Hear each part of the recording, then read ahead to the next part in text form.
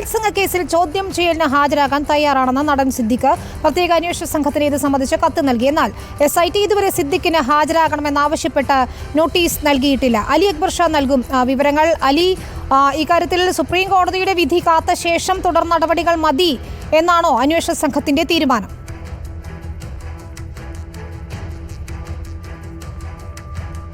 വിനീത, ഇന്നാണ് ഈ ബലാത്സംഗ കേസിൽ പ്രതിയായ സിദ്ദിഖ് താൻ ചോദ്യം ചെയ്യലിന് ഹാജരാകാൻ സന്നദ്ധനാണ് എന്ന് അറിയിച്ചുകൊണ്ട് ഈ പ്രത്യേക അന്വേഷണ സംഘത്തിന് ഒരു കത്ത് നൽകിയിരിക്കുന്നത്.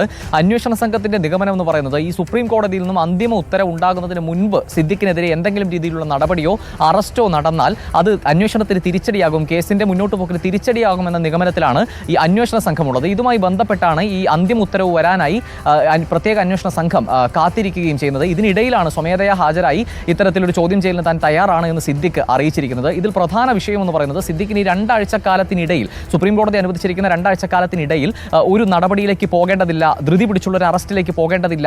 അത് പിന്നീട് സുപ്രീം കോടതിയിൽ തങ്ങൾക്ക് തിരിച്ചടിയായി മാറുമെന്ന നിഗമനമാണ് ഈ പ്രത്യേക അന്വേഷണ സംഘം പറയുന്നത്. പക്ഷേ സിദ്ദിഖ് ഇപ്പോൾ നടത്തിയിരിക്കുന്ന നീക്കം എന്ന് പറയുന്നത് താൻ അന്വേഷണത്തിനോട് സഹകരിക്കാൻ തയ്യാറാണ്, ചോദ്യം ചെയ്യലിന് തയ്യാറാണ് എന്ന് സന്നദ്ധത അറിയിച്ചിട്ടും ഈ അന്വേഷണ സംഘം അതിന് തയ്യാറായിട്ടില്ല എന്ന് സുപ്രീം കോടതിയിൽ അറിയിക്കാനുള്ള ഒരു നീക്കമാണ് ഇപ്പോൾ സിദ്ദിഖിന്റെയും സിദ്ദിഖിന്റെ അഭിഭാഷകരുടെയും ഭാഗത്തുനിന്നും ഉണ്ടായിരിക്കുന്നത്. സ്വാഭാവികമായും ഇത് തനിക്ക് അനുകൂലമായി സുപ്രീം കോടതിയിൽ ഉയർത്തി കാണിക്കാൻ സിദ്ദിഖിനും സാധിക്കും.